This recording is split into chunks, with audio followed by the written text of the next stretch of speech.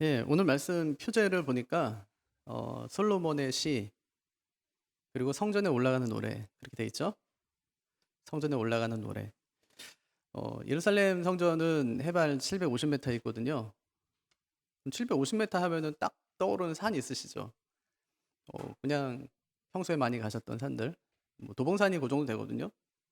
네, 도봉산 꼭대기에 지금 예루살렘 성전이 있는 거예요.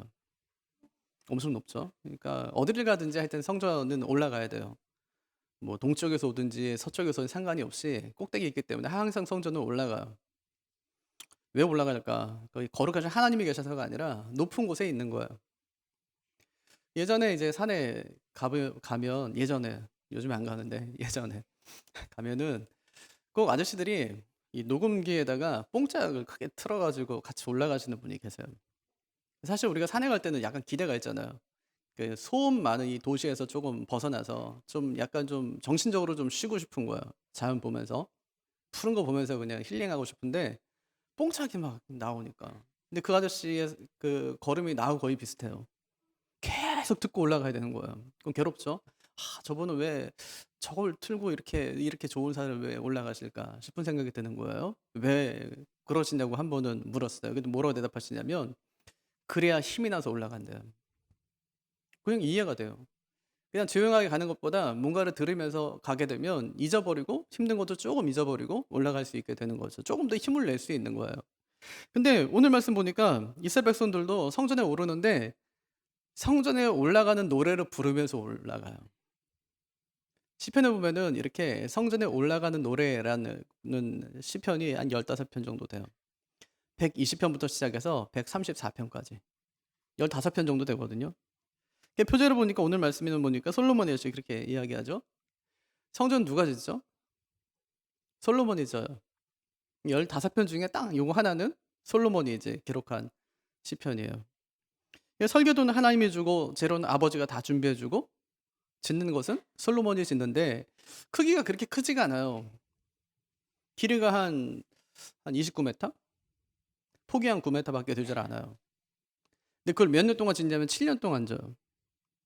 와, 그 정도면은 그냥 우리 같으면은 2달이면 짓겠어요. 예, 2달이면 지을 것 같은데 근데 7년 동안 그 성전을 짓습니다. 그게 얼마나 정성을 들였는지 알 수 있는 거죠. 열왕기상 6장에 보면 성전을 건축할 때 성전 안에서 들리지 않는 소리가 있었대요. 예. 이 방망이나 도끼나 또 철 연장 소리가 들리지 않았다. 돌 뜨는 곳에서 규격에 맞게 딱딱 돌을 잘라서 온 거예요. 여기 와서 뭐 했냐면 그냥 맞춰서 쌓기만 하면 되는 거예요. 그러니까 시간이 굉장히 오래 걸렸다는 얘기죠. 그렇게 솔로몬이 성전을 딱 짓고 나서 요건 하나님의 설계대로 진 거니까 앞에다가 2개 기둥을 세웁니다. 그게 야긴과 보아스라는 기둥이에요. 야긴의 뜻은 하나님이 세우신다는 뜻이고요. 보아스는 하나님께 능력이 있다는 뜻이에요. 그럼 성전 누가 짓죠? 솔로몬이. 그때가 이스라엘이 가장 힘센 때예요. 가장 강성한 때. 예. 그러니까 모든 나라에서 이스라엘 볼 때 참 두려운 나라였었어요. 그러니까 솔로몬이 성전을 짓는다고 하니까 주변 나라들이 기술자 보내줘요, 그냥. 성전 짓는다면서요.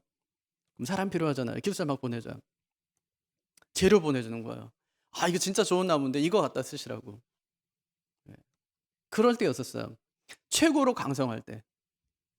그러면은 이건 하나님이 세우신 게 아니라 내가 세운 거, 내가 능력 있는 거. 이렇게 이제 해야 되는 것이 맞는 것처럼 보이는데 아니요. 내가 힘이 세다는 얘기를 안 해요.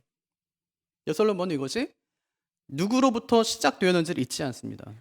하나님의 그 설계도대로 성전을 딱 지어놓고 그 앞에 2개의 기둥을 딱 세워요. 이 성전은 하나님이 세우셨다.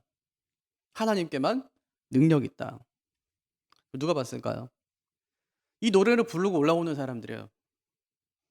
이 노래를 막 부르면서 올라온 사람들이 성전에 딱 도착해서 뭘 처음에 보게 되냐면 성전 앞에 놓인 기둥을 보게 돼요. 하나님이 세우신다. 하나님이 능력 있으시다는 것을 보게 되는 거죠. 깨달아요. 이거는 솔로몬이 지은 것이 아니라 하나님이 지으신 거구나. 하나님의 성전이구나. 하나님이 능력 있는 분이구나 하면서 온전히 하나님을 예배하고 돌아오게 되는 겁니다. 예, 그래서 성전만 봐도 성전은 누가 지었는지 누가 능력 있는 분인지 알 수 있어요. 이게 솔로몬이 이렇게 노래하는 거죠. 1절에 여호와께서 집을 세우지 아니하시면 세우는 자의 수고가 헛되며 여호와께서 성을 지키지 아니하시면 파수꾼의 깨어 있음이 헛되도다. 이 말씀 들으면 우리는 아멘 하죠. 예, 진짜 그렇습니다. 하나님 집도 지켜줘야 되고 또 하나님께서 나라도 지켜줘야 됩니다. 이렇게 이제 고백할 수 있는 거예요. 그런데 2절부터는 그다지 인기가 별로 없어요. 2절은 평소에 잠을 잘 자는 분들에게 좀 위안이 되는 거죠. 여호와께서 그의 사랑하시는 자에게는 잠을 주시는도다. 예. 막 머리만 대고 조는 분들 있잖아요. 야, 역시 하나님 나를 사랑하나 보다 이렇게 생각 뭐 할 수도 있어요. 뭐 개인 취향이니까 할 수도 있는데 예, 별로. 근데 2절부터 특히 이제 3절 말씀 더 그렇거든요. 정말 3절은 거의 최악이에요. 결혼식 때 만약에 이 구절로 주례를 한다면 진짜 이거는 거의 역적될 거예요. 보라, 자식들은 여호와의 기업이요 태의 열매는 그의 상급이로다. 요즘 젊은 사람들이 애 낳을 생각이 없어요. 제가 엊그저께 뉴스 봤는데 아이 출생률이 요새는 0.6이에요. 아니, 둘이 결혼했으면 둘은 낳아야죠. 그럼 이제 본전치기잖아요. 근데 둘이 결혼했는데 하나도 안 나요. 0.6명이라니까요. 나중에 어떻게 될까요? 이 나라가 어떻게 될까요? 나중에 군대는 어떻게 될까요? 누가 지키죠? 네, 군대는 누가 지키죠? 이 나라는 누가 지키죠? 참 심각한 때가 그때 이제 오게 되는 거죠. 예, 주례하면서 만약에 애 많이 낳아라 이렇게 하면 진짜 그건 싫은 얘기예요. 근데 저는 주례할 때마다 애 셋은 꼭 낳아라 그렇게 얘기하거든요. 근데 식장에서 보통 이제 신랑과 신부가 그때는 뭐 마음이 뜨거우니까 아멘 그래요. 그렇게 하겠대요. 하나를 딱 낳잖아요. 그럼 이게 장난이 아니구나 이렇게 하면서 다들 포기해요. 얼마 전에도 어떤 우리 교회 그 신혼 부부가 그러더라고요. 하나 딱 낳더니 목사님 셋은 안 되겠어요 그러더라고요. 셋은 안 되겠대요. 이건 요즘 시대와 맞지 않는다고 이제 이야기하는 거죠. 그러니까 우리가 말씀을 묵상하거나 이렇게 말씀을 삶에 적용할 때 항상 전체 문맥을 통해서 주시는 하나님 말씀을 받는 것이 아니라 내게 필요한 말씀을 취해서 선택할 때가 굉장히 많습니다. 그러니까 참 말씀의 실력이 늘질 않아요. 성경 읽는 것 같은데 공부도 한 것 같은데 이상하게 성경은 몰라요. 신학교 나올 때도 그렇거든요. 제일 어려운 시험이 뭐냐면 성경 시험이에요.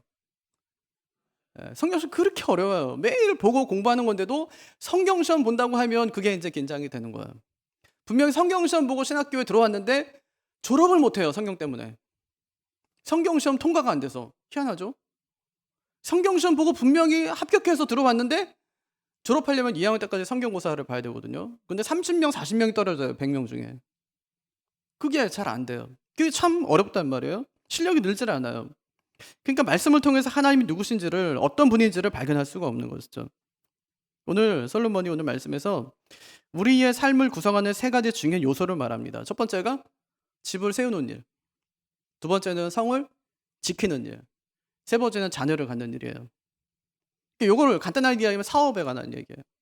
또 나라, 요거 안전에 관한 이야기. 또 하나가 가정이에요. 이게 세 개가 우리 삶에 가장 가까이 있으면서 중요한 요소잖아요.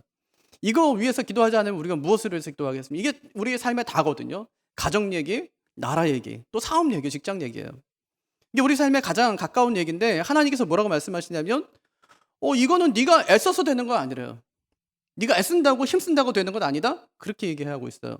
그러면서 하는 얘기가 내가 세우지 않으면, 내가 지키지 않으면 모든 게 다 헛되다. 그렇게 이제 이야기하는 거예요. 그러니까 네가 아무리 열심히 해도 되지 않는 게 있다는 거예요. 그게 뭐냐면 너의 삶에 가장 가까이 있는 것은 네 힘으로 안 된다는 거예요. 진짜 그런 것 같아요. 직장 생활하는 거, 또 가정 내가 세우는 거, 또 애 낳는 거. 이거 뭐 우리 힘으로 됩니까 이게? 결혼한다고 뭐 저절로 되나요? 뭐 직장에 들어갔다고 해서 그 직장이 정말 내 직장이 되나요? 그거 쉽지 않은 얘기거든요. 이 나라도 대통령 선거 요즘에 이제 하잖아요. 이게 뭐 됩니까? 이게 마음대로 됩니까? 내가 지지하는 사람이 정말 될 수 있을까요? 아마 반은 되지만 반은 되지 않을 거란 말이에요. 어떤 사람이 지지하는 사람은 되지만 또 어떤 사람이 지지하는 사람은 되지 않을 거예요. 내가 지지한 사람이 됐는데 내 생각하고는 좀 달라요.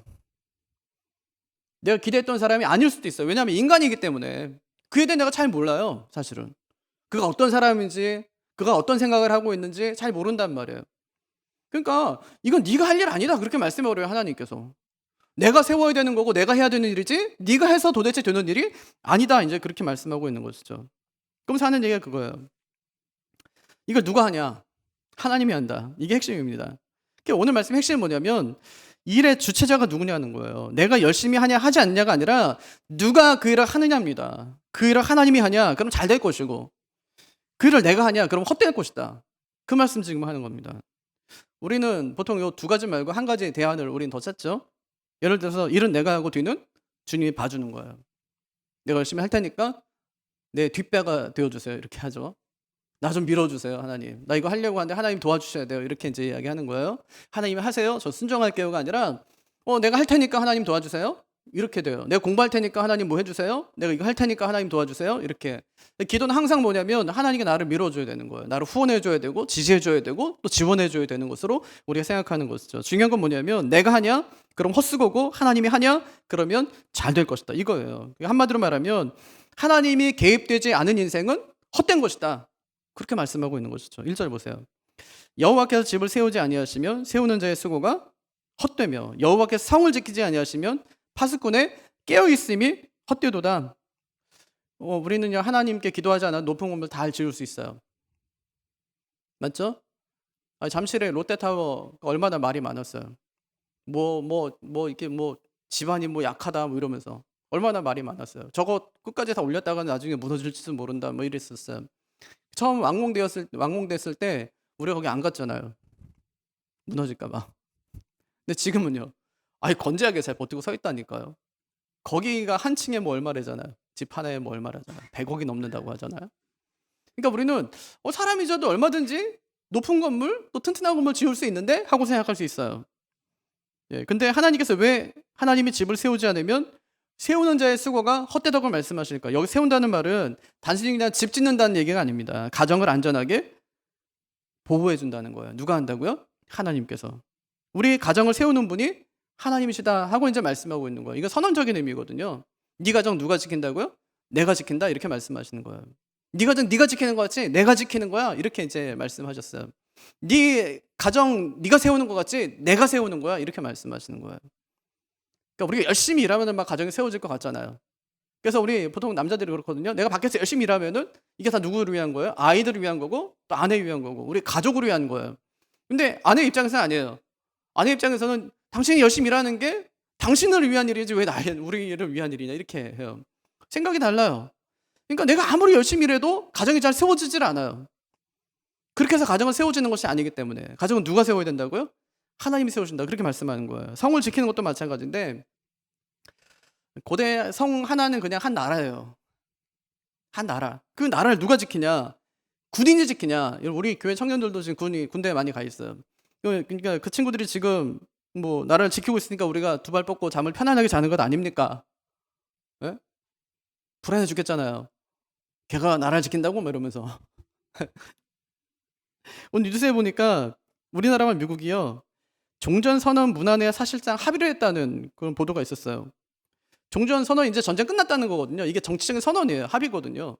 전쟁 끝났다 이제 그런 거예요. 이것도 아주 값진 외교적인 성과 아니겠어요? 근데 종전선언을 한다고 북한의 위협이 사라지냐고요? 그렇진 않을 거라고요. 북핵은 여전히 존재하기 때문에 그게 존재하는 한 우린 늘 어떻게 하냐면 경계하면서 있어야 되는 거예요. 북한과 만약에 통일했다고 한번 생각해 보세요. 그러면 진짜 아무 전쟁도 없이 우리는 평생 동안 안전하게만 살 수 있을까? 아니요. 역사를 통해서는 봤잖아요. 주변 나라들이 그냥 우리를 두지 않는다니까요. 우린 지난 5,000년 역사 중에서 30년에 한 번꼴로 전쟁을 치른 나라예요. 그러니까 이 전쟁이라면 정말 이골이 날 정도인 거죠. 이게 얼마나 많은 피해를 받습니까? 얼마나 많은 사람들이 무고한 희생을 그 전쟁을 통해 당했냐고요. 그 많은 전쟁 겪으면서 우리가 한 가지 깨달은 것이 있어요. 다른 나라가 절대로 우리를 지켜주는 것이 아니구나. 만약 지켜준다 해도 그냥 지켜주는 것이 아니구나. 미국이 우리를 지켜준대요. 미국 떠나면 막 큰일 날 것 같고 막 그러잖아요. 근데 이익 없이 그런 일을 하는 나라가 어디 있겠습니까? 미국이 만약에 이익이 없다면 그 일을 왜 하겠습니까? 근데 미국이 또 지킨다고 이게 지켜질 것 같아서요? 그렇지 않아요. 솔로몬이 이렇게 고백하는 거예요. 여호와께서 성을 지키지 아니하시면 파수꾼의 깨어있음이 헛되도다. 무슨 말이냐면 성을 지키는 것도 하나님이 해줘야 된다. 하나님이 해줘야 된대요. 아무리 좋은 무기를 갖다 놔도 하나님이 지켜주지 않으면 망한다. 그 얘기하는 겁니다. 이런 가정과 나라가 이래요. 하나님이 하지 않으면 세우려고 하는 것이 헛되고 지키려고 하는 것이 헛되다. 그렇게 말씀했어요. 또 어떤 일이 하나 더 있어요. 2절은 아예요. 그냥 헛되다 그런 말로 시작해요. 2절 보세요. 너희가 일찍 일어나고 늦게 누우며 수고의 떡을 먹음이 헛되도다. 그 말로 시작하는 게 아니라 맨 마지막에 있나요? 아니요. 원문에 보면 제일 처음에 나와요. 헛되대요. 헛되다. 뭐가 헛되다는 거예요? 하나님과 상관없이 일찍 일어나고 늦게 눕고 수고의 떡을 먹는 것이 헛되다. 그렇게 이야기했어요. 네 열심히 일하는 거 헛되다. 그렇게 말씀했어요. 네가 아침에 새벽같이 일어나가지고 저녁 늦게까지, 이건 대조잖아요. 완전한 대조. 아침 일찍부터 시작해서 여기 늦게 눕는다는 말은 진짜 저녁 아주 늦게거든요. 그냥 밤을 꼴딱 새는 거예요. 그때 동안 네가 열심히 일한 모든 것이 헛되다. 그렇게 말씀해요. 헛되대요. 아주 선언적으로 얘기해요. 헛되다. 뭐가요? 네가 아침 일찍 일어나서 저녁 늦게까지 일하는 것이 헛되다. 그걸 통해서 네가 얻는 그 떡을 먹음이 헛되다. 연봉, 그 돈 버는 거 그거 헛되다. 이렇게 하나님께서 말씀하는 거예요. 근데 여기 보니까 일어나고 눕고 떡을 먹는 모든 것이 분사골이에요. 그러니까 우리가 새벽같이 일어나서 매일 우리가 하는 루틴이 있잖아요. 아침에 일어나서 뭐 챙겨가지고 직장 가고, 직장 가서 뭐 일하다가 저녁 늦게 집에 들어오고, 이런 걸 평생 하는 거예요. 그냥 계속 하는 거예요. 평생 그것이 지속된다 하더라도 그것은 헛되다. 그렇게 말씀하고 있는 거죠. 왜 그렇죠? 1절과 마찬가지로 하나님을 인생의 주체자로 삼지 않고 내가 주체자가 되어서 그런 수고를 하기 때문에 그것은 헛되다 말씀하는 거예요. 그럼 반대로요. 하나님을 주체자로 사는 사람은, 그 사람은 어떨까요? 2절 중간에 한번 보세요. 그러므로 여호와께서 그의 사랑하시는 자에게는 뭘 주신대요? 잠이요. 극단적인 대조죠. 한 사람은요, 아침부터 시작해 저녁까지 계속 일만 해. 근데 뒤에 있는 한 사람은요, 잠만 자. 엄청난 대조죠.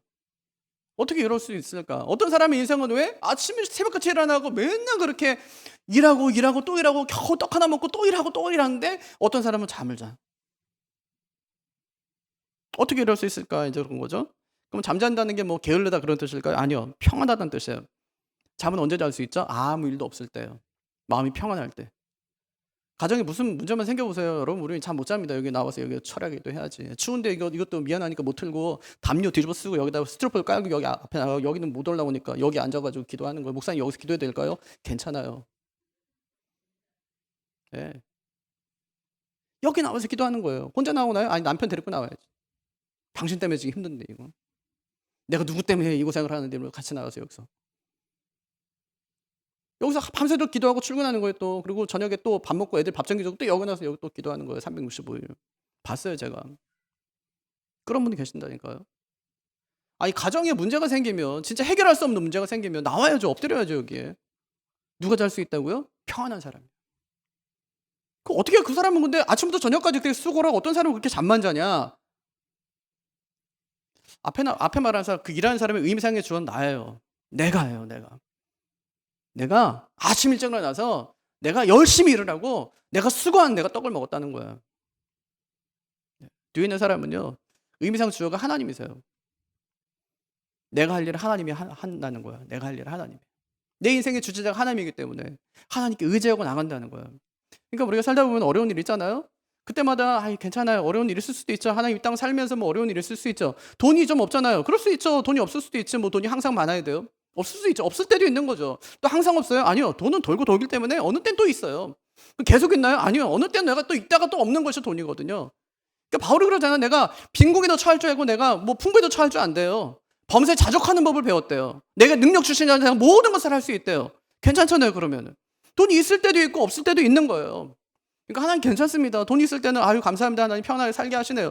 도울 사람은 돕고요. 없어요. 그러면 어떻게 살아요? 하나님 뭐 이렇게 살다가 만약에 굶어 죽으면 이게 뭐 순교 아닙니까? 먹이시는 분이 하나님이시는데 안 먹이니까 이건 빨리 천국 오라는 거 아닙니까? 그럼 하나님 제가 빨리 천국 가겠습니다. 이렇게 살아가는 거예요. 이게 신자의 삶이라고요.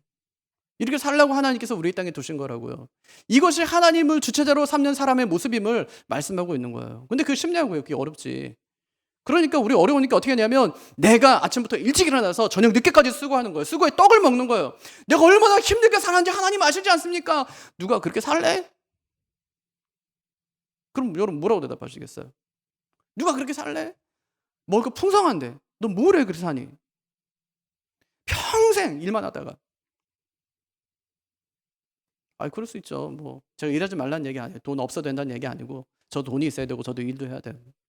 근데 중요한 건 뭐냐면 내 삶의 주체자를 누구로 삼느냐는 거예요. 일을 하지만 열심히 일하지만 일하기 싫거든 먹지도 말라며요. 성경에 써 있는 말 아닙니까? 열심히 일해야 돼. 근데 삶의 주체자, 일의 주체자를 누구로 삼느냐는 거예요. 하나님으로 삼고 그렇게 살고 있냐고 그렇게 말씀하고 있는 것이죠. 여러분 직장에 다니면은 내가 열심히 일하는 것 같지만 하나님이 도와주니까 직장 생활을 할 수 있는 겁니다. 하나님께서 아이디어를 주시니까 직장에 버틸 수 있는 거예요. 하나님께서 나에게 좋은 사람들 붙여주니까 내 직장 생활을 할 수 있다는 겁니다. 그래서 중요한 건 뭐냐면 내 삶의 주어로 하나님을 두는 것입니다. 솔로몬이 지금 그것을 대조하고 있는 거예요. 2절은요. 부지런함과 게으름을 대조하는 것이 절대 아닙니다. 누구를 주체적으로 삼느냐 그것을 대조하고 있는 거예요. 하나님을 주체적으로 삼는 사람과 그렇지 않은 사람은 이처럼 큰 차이가 있다는 것을 잘 보여주는 거예요. 사람은 돈이면 다 살 수 있다 그렇게 얘기하죠. 예. 돈이면 다 살 수 있지 뭐 돈이면 못 살 게 뭐 있냐 이제 그러는데 솔로몬은 아니래요. 그래서 하는 말이 돈으로 좋은 집은 살 수 있지만 행복한 가정을 살 수 없다. 예. 하나님이 집을 세우지 아니하시면 세운 자의 수고가 없다니까.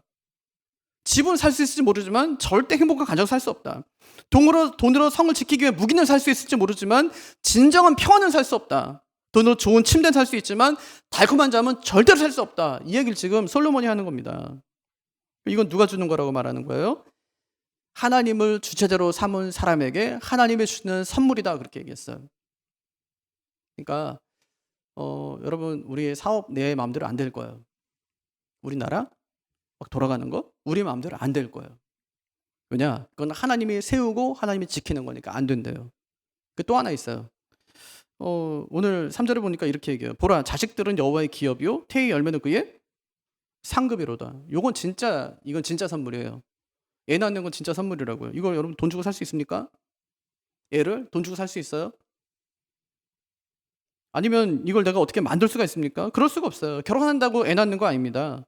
우리는 애 낳아야지 계획한다고 애 낳는 것도 아니에요. 이건 하나님이 주셔야 돼요. 하나님이 주체자가 되셔야 가능한 일이라고 이것이. 그래서 우리가 아이를 주십시오 하고 기도하는 거 아니에요? 한나가 그래서 기도한 거 아닙니까? 요즘 우리 창세기 말씀 새벽마다 계속 묵상하고 있는데 이삭이 자기 아내를 위해서 기도해요. 뭐라고요? 아이 낳게 해달라고. 아니 그런 남편이 어디 있어요 성경에. 자기 아내가 임신하지 못한 것 때문에 아내가 너무 괴로워하니까 하나님께 이삭이 기도해요. 하나님 내 아내에게 아이를 주십시오. 하나님께서 그 기도를 듣고 아이를 주세요. 그 가정에. 이거 자기 힘으로 안 되잖아요 이게. 그때가 이삭이 나이 60살이에요. 60살? 근데 자기 아버지는 100살이로 낳거든요. 얼마든지 가능한 얘기예요 이게. 하나님 내 아내에게 아이를 주십시오. 이렇게 기도하니까 하나님께서 그 기도를 들으시는 거예요. 내가 할 수 있다면 왜 기도하겠습니까? 하나님이 주셔야 낳을 수 있기 때문에 그 기도하는 것입니다. 자식 키우는 것도 마찬가지죠. 가지 많은 나무 바람 잘 날 없대요. 자식 많은 가족치고 진짜 뭐 이 걱정이 그칠 날이 없다는 뜻입니다. 근데 뭐 나쁜 일만 있을까요? 그렇지는 않아요. 오늘 말씀 보니까 아까 그러죠. 자식이 여호와의 기업이래요. 기업이란 말은 유산이라는 뜻이거든요. 또 태의 열매는 상급이다. 이 보상이다. 보수다. 그런 뜻이에요. 많을수록 좋네요. 그죠? 유산이니까. 아버지가 유산을 많이 물려준다. 좋은 거 아니에요? 하나님께서 뭐라고 하냐면 자식은요 여호와의 기업이래요. 유산이래요. 많이 주겠대요. 그러면서 하는 말씀이 뭐냐면 젊은 자의 자식은 장세의 수중의 화살 같으니 이것이 그의 화살통에 가득한 자는 복되도다. 젊은 자의 자식은 젊었을 때 낳은 자식이에요. 자식을 장사의 수중의 화살에 비유하죠. 그럼 많을수록 좋은 거 아니에요. 군인이에요 내가. 근데 화살이 많아요. 그럼 듬직하겠죠. 든든하겠죠 마음이. 좋은 거란 말이에요. 왜 그럴까요? 시편에서는 이 화살을 무기라는 뜻으로 사용하기도 하지만 또 한편으로는 언어를 가리키기도 해요. 그게 5절에 나오거든요. 그들이 성문에서 그들의 원수와 담판할 때에 수치를 당하지 아니하리로다. 성문은 항상 재판이 이루어지는 곳이에요.